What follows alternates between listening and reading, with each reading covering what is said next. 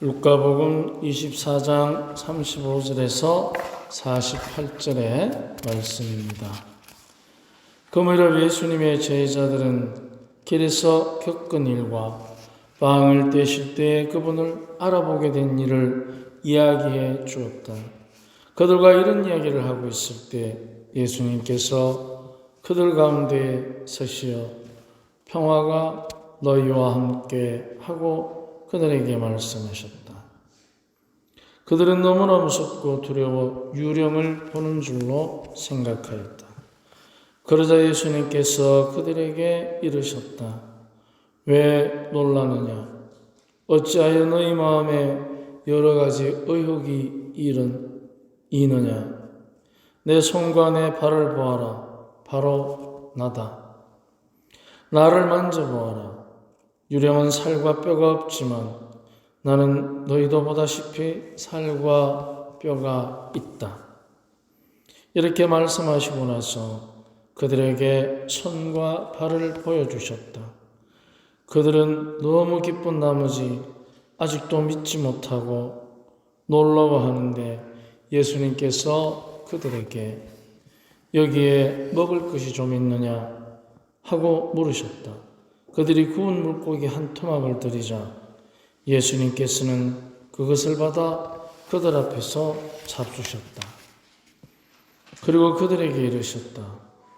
내가 전에 너희와 함께 있을 때 말한 것처럼 나에 관하여 모세의 율법과 예언서와 시편에 기록된 모든 것이 다 이루어져야 한다. 그때 예수님께서는 그들의 마음을 여시어 성경을 깨닫게 해 주셨다. 이어서 그들에게 이르셨다. 성경에 기록된 대로 그리스도는 고난을 겪고 사흘 만에 죽은 이들 가운데서 다시 살아나야 한다. 그리고 예루살렘에서부터 시작하여 죄의 용서를 위한 회개가 그의 이름으로 모든 민족들에게 선포되어야 한다. 너희는 이 일의 증인이다. 주님의 말씀입니다.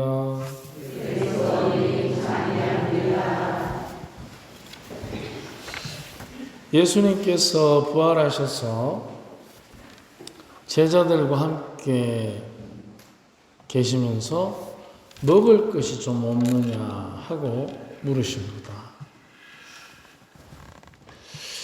먹을 것이 없느냐 하는 얘기는 바로 너희와 내가 같은 음식을 나누는 같은 식탁에 앉아있는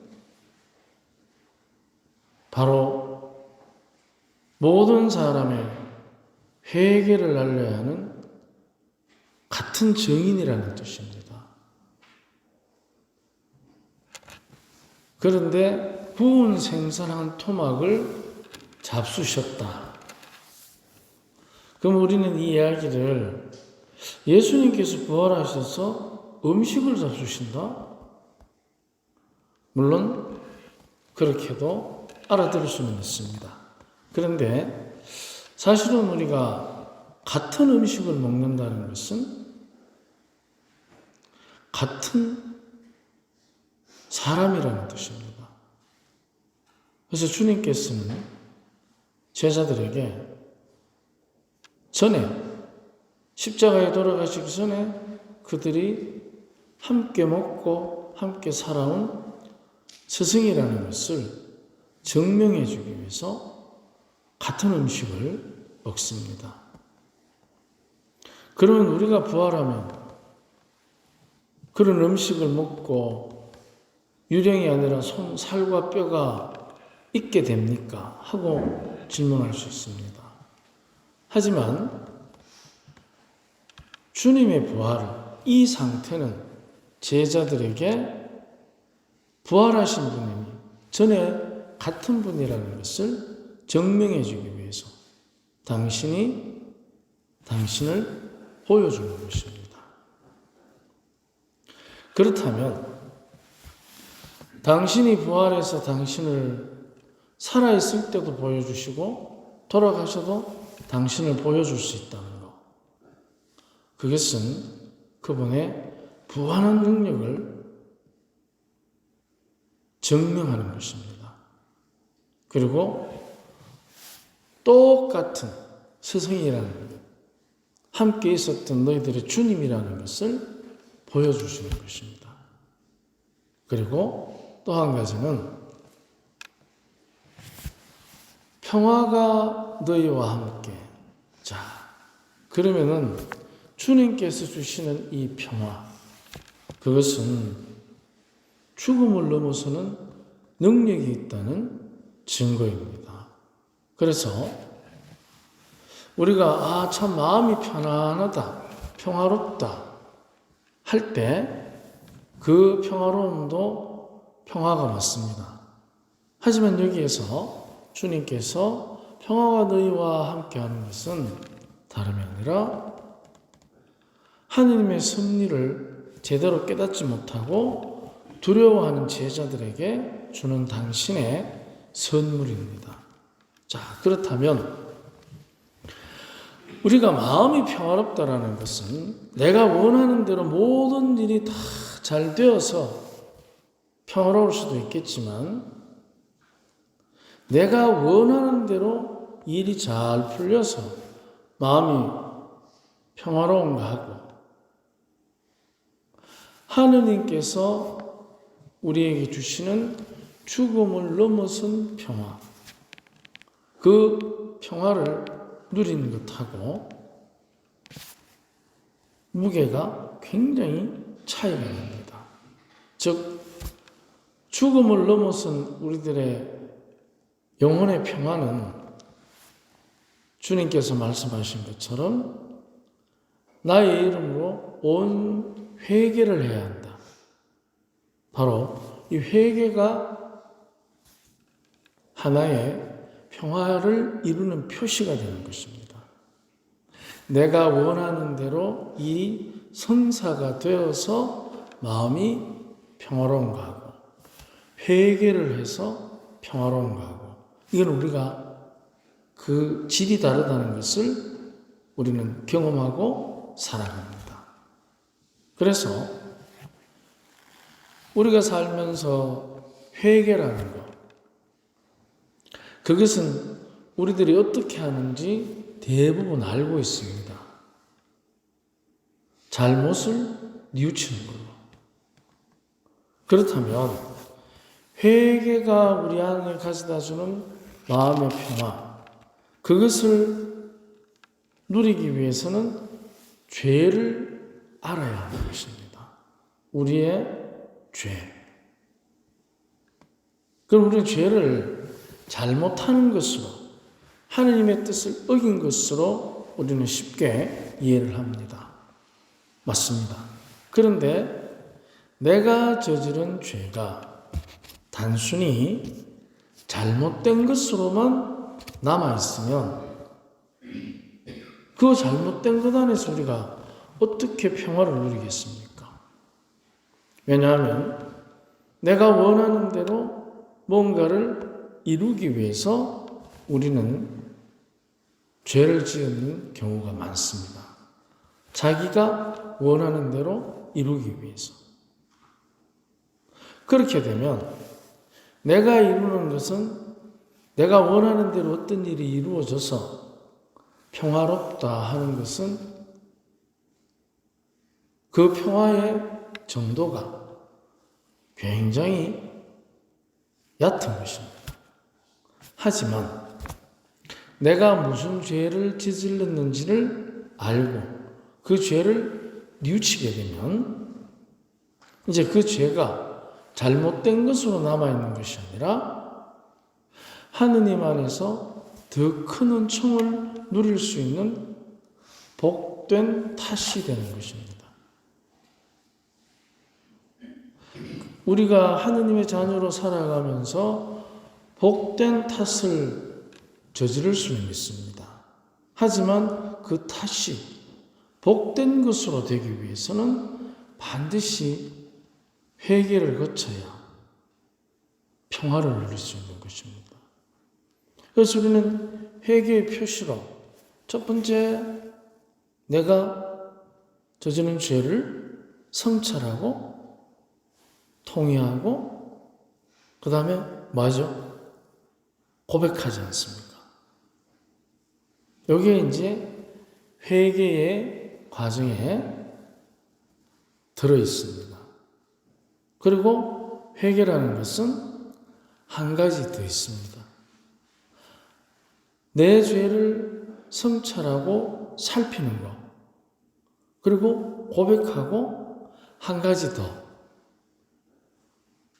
내가 잘못한 것을 그 용서받는 대가로 보석을 바치는 것. 보석은 그런 게 아니고 보석이라는 것은 내가 이 복된 탓에 대한 감사의 표시로 내 스스로가 다시는 그런 죄를 짓지 않도록 수련하는 것, 그것도 아닙니다. 다시는 그 죄를 짓지 않도록 수련하는 것이 아니고 하느님께서 우리에게 베풀어 주신 용서에 대해서 내가 그 용서의 축복을 기도 보석이나 선한 행위를 보석을 통해서 실제적으로 내가 그 복을 누리는 것입니다.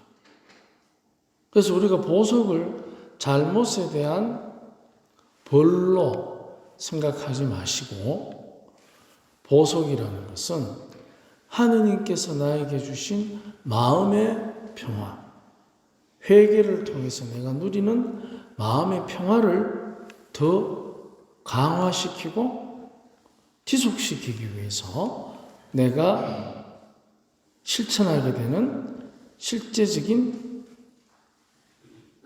감사의 표시라는 것입니다.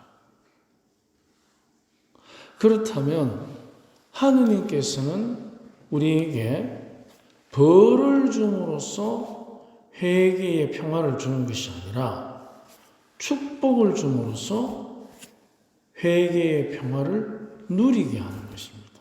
그래서 우리는 탓을 저지르지만 그것이 부정적인 잘못된 것으로만 남아있는 것이 아니라 더 하느님의 자녀로서 평화를 누리기 위한 복된 탓으로 바꾸어 주신다는 것입니다.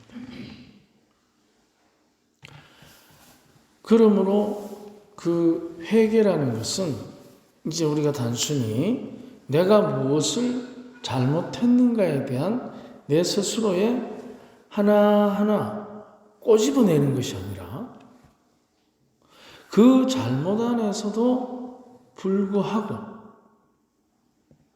하느님의 은총을 받아 누릴 수 있다는 것에 대한 감사의 표시가 되는 것입니다. 그래서 우리가 자기 죄를 성찰하고 고백하고 통회하고 이런 과정들이 그것 자체가 이미 우리 안에 평화를 회개를 통한 하느님께서 주시는 마음의 평화를 누리기 위한 선물인 것입니다. 그래서 우리는 늘 이 고백하고 성찰하고 보석하고 하는 이 삶을 생활화할 필요가 있습니다. 그래야만 마음의 평화가 그야말로 내가 원하는 대로 이루어지는, 내가 바라는 대로 이루어진 것에 대한 대가로 누리는 것이 아니고, 평화라는 것은 하느님의 축복을 잊지 않고 우리 스스로들이 그 축복 속에 머물러 있다는 것, 그걸 늘 기억할 때, 잊지 않을 때 바로 우리 안에 찾아오는 평화입니다. 그래서 죄는 그 자체로 혐오스럽고 멀리해야 되는 것은 맞습니다. 하지만 우리가 죄를 저지른 적이 없는 것이 아니잖아요. 죄를 저지르지 않습니까? 그렇기 때문에 죄를 이제는 잘못된 것으로, 부정적인 것으로만 여기게 되면 계속해서 우리가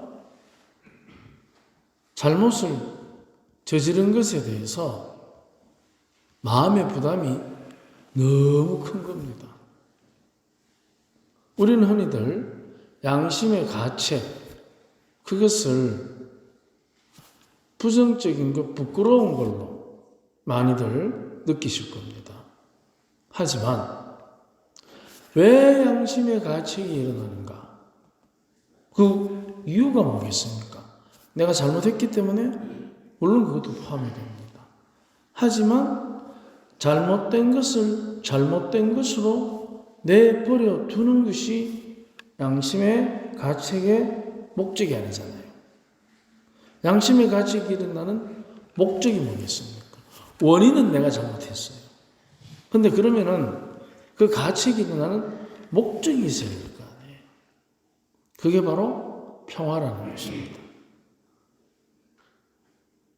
그래서 내가 거짓말을 하면 안 되겠구나. 내가 좀 다른 사람들한테 좀 더 착하게 선하게 살아야 되겠구나 하는 회개의 축복이 생각이 드시거든. 주님께서 나를 이끄시는구나. 어디로? 용서의 축복. 그래서 우리는 일상 중에 회개를 통해서 늘 하느님의 축복을 누려야 합니다. 나를 잘못된 인간으로 처단하지 말고, 하나님께서 나를 부르시는구나. 그 순간 잘못된 것이 잘못된 것으로 잘못 남아있는 것이 아니고, 잘못되었지만 더 긍정적으로, 잘못되었지만 하나님께서 우리를 축복으로 이끄시는 신호가 될 때, 잘못된 것은 잘못된 것으로 잘못 남아있는 것이 아니고, 그때부터 잘못된 것이지만 그러나 하느님 앞에 긍정적으로. 그게 바로 주님께서 부활하셔서 제자들과 함께 같은 음식을 먹으면서 우리에게 주신 항상 함께 있겠다는 표시가 되는 것입니다.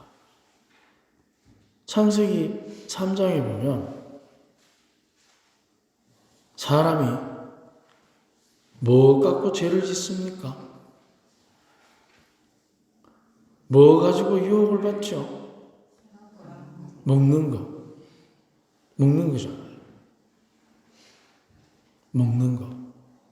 먹는 거 가지고 남자는 죄를 지었지만 주님께서는 먹는 거 가지고 하나님의 축복을 주는 표시로 삼습니다. 바로 성체. 가장 분명하잖아요. 그래서 이 생선을 한 토막을 먹으셨다. 사실은 그 성경에 보면 생선, 여러분 혹시 그 저수지에 또는 강에 또는 바다에 물고기 잘 크라고 밥 줘본 적 있습니까? 잡으려고 미끼는 던져도 양식은 안 줍니다. 그죠? 지대로 큽니다.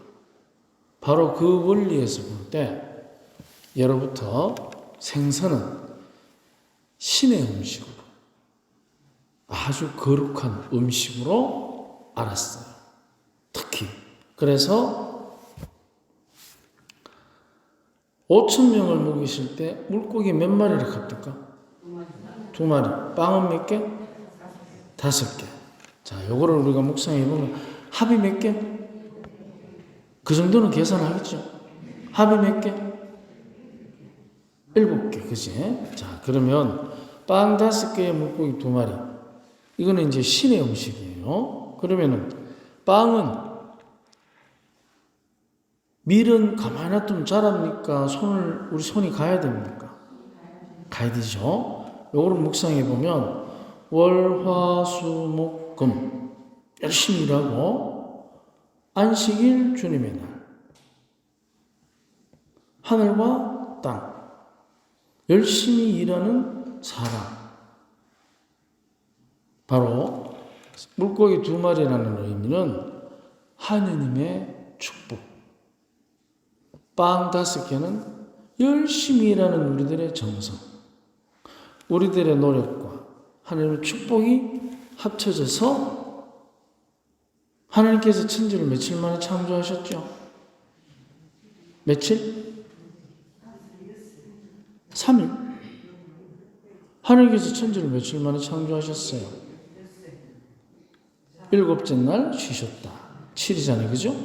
그러니까 우리가 열심히 노력하고 하나님의 축복 안에서 창조된 천지가 유지가 되는 거예요.